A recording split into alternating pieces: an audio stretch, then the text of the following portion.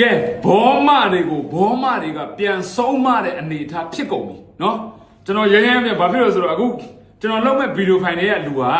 เนาะတော်လိုင်းဘက်ကလူတွေအမျက်သွားဆဲနေကြတဲ့လူတွေတဲကဘောမတွေတစ်ယောက်ပဲဒါခက်ရဲရဲမြကျွန်တော်စကလုံးတုံးထုံးတာပါဘာလို့ဆိုတော့ပုဝက်လင်းလင်းအရှိတိုင်းတုံးထုံးတာเนาะအဲ့ဒီဒူတော်မှအခုဘာဖြစ်သွားဆိုတော့ပြည်တွင်းဘောမနဲ့ပြည်ပဘောမဘာကွာသွားလဲဆိုတော့အတိတ်ညံချင်းကွာသွားတယ်เนาะအခုဘာပြောထားလဲဆိုတော့ကြည်ွားအထူးသဖြင့်ငပောက်တို့ဝါတဝတို့เนาะတုစိတ်တတို့အဲ့ဒီအရေးချုံတွေပေးနားထောင်ခိုင်းဒီဗီဒီယိုဖိုင်ကကျွန်တော်တို့ဘက်အချမ်းတွေတီးတဲ့လုပ်ပေးတဲ့ reaction เนาะ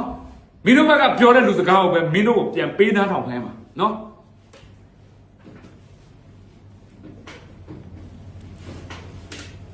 ဗုဒ္ဓရဲ့သာသနာကိုစောင့်ရှောက်လိုကြတဲ့သူတွေရှိတယ်အမတန်မှမွန်မြတ်တဲ့စိတ်ထားအဲ့ဗုဒ္ဓဘာသာကိုစောင့်ရှောက်လိုကြတဲ့အမျိုးဘာသာသာသနာအဖွဲ့တွေရောအမျိုးဘာသာသာသနာလို့မခံယူထားပေမဲ့လည်းကိုနီးကိုဟန်တဲ့ဗုဒ္ဓသာသနာကိုပြုစုစောင့်ရှောက်နေတဲ့သူတွေဟာဗုဒ္ဓဘာသာဝင်တိုင်းနှီးပါပါပဲဒါဆိုလို့ရှိရင်ဗုဒ္ဓဘာသာရဲ့အန်လေကပါလဲဗုဒ္ဓဘာသာရဲ့ရန်သူကပါလဲဗုဒ္ဓဘာသာမှာရန်သူဆိုတာရောရှိရလားဘာကြောင့်လဲဆိုဗုဒ္ဓဘာသာကမြည်သူ့ကိုမှရန်ပြုတ်တိုက်ခိုက်တဲ့ဘာသာမဟုတ်ဘူးဗုဒ္ဓဘာသာဆိုတာတမိုင်းစဉ်တစ်လျှောက်လုံးမှာအကြမ်းမဖက်တဲ့ဘာသာတမိုင်းစဉ်တစ်လျှောက်လုံးမှာနုညံ့သိမ်မွေးတဲ့ဘာသာတမိုင်းစဉ်တစ်လျှောက်လုံးမှာကောင်းမွန်တဲ့ဂုဏ်အင်္ဂါတွေနဲ့ပြည့်စုံတဲ့ဘာသာတရားငြိမ်းချမ်းတဲ့ဘာသာတရားဖြစ်ခဲ့တဲ့အတွက်ကြောင့်မလို့ဗုဒ္ဓဘာသာကတော့ဘယ်သူမှရန်ရှာမဲ့သူတိုက်ခိုက်မဲ့ဘာသာမဟုတ်ဘူးဘုရားရဲ့အဆုံးအမဆိုတာမုံမြတ်တယ်တန်ရှင်းတယ်ဒါဆိုလို့ရှိရင်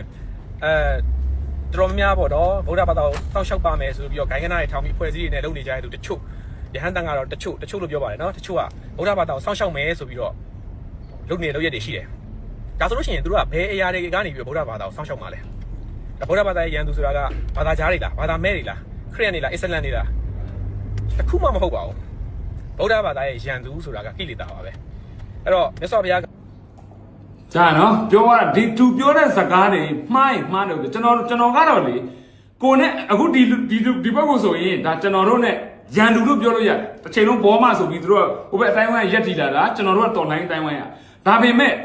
ဘက်ချင်းမတူအမြင်ချင်းမတူပေမဲ့မှန်တာကိုပြောလာရင်တော့ကျွန်တော်တို့ကလက်ခံပေးရမှာပဲနော်ဒါကျွန်တော်ခံယူထားတဲ့ခံယူချက်ပဲကိုယ့်ဘက်အချမ်းဖြစ်နေပါစေမဟုတ်တာပြောရင်လက်ခံလို့မရအောင်သူများဘက်အချမ်းဖြစ်နေပါစေမှန်တာကိုပြောရင်ကျွန်တော်လက်ခံပေးရမှာကြိုးဆိုပေးရမယ်အခုသူပြောနေတဲ့စကားတွေကကျွန်တော်တစ်ချိန်လုံးပြောနေတဲ့အကြောင်းအရာတွေနဲ့ဘာတူလားမတူလားဆိုတော့ကြည့်ပါနော်မှားတယ်ဆိုလို့ရှိရင်လည်းပြောလို့ရတယ်အထူးသဖြင့်ပြည်တွင်းမှာအမျိုးဘာသာတာသနာဆိုနာမည်ခံပြီးတော့လှုပ်ချင်တာ6လုံနေတဲ့လူတစုအတွက်အရန်ကောင်းတဲ့တွေ့ဗီဒီယိုဖိုင်ပါဒါဘော်ဒီဘယ်နဲ့ရွှေပလင်မှာအောင်နိုင်ပြီးတဲ့အခါမှာဒေဝဗုဒ္ဓမန်နဲ့ကိလေသာမန်ကိုအောင်နိုင်ခဲ့တယ်တဲ့မန်ဆိုတာကရံပါပဲเนาะဒေဝဗုဒ္ဓမန်ကိလေသာမန်ကိုအောင်နိုင်ခဲ့ပါတယ်တဲ့ဆိုတော့မြတ်စွာဘုရားကိလေသာမန်ကိုလည်းအောင်နိုင်တယ်ဒေဝဗုဒ္ဓမန်ကိုလည်းအောင်နိုင်တယ်ဆိုတော့မြတ်စွာဘုရားကဘာနဲ့အောင်နိုင်တာလဲမေတ္တာနဲ့အောင်နိုင်တာခန္တီနဲ့အောင်နိုင်တာသစ္စာနဲ့အောင်နိုင်တာဒုဆွဲဓာဆွဲပြီးတော့မန်နဲ့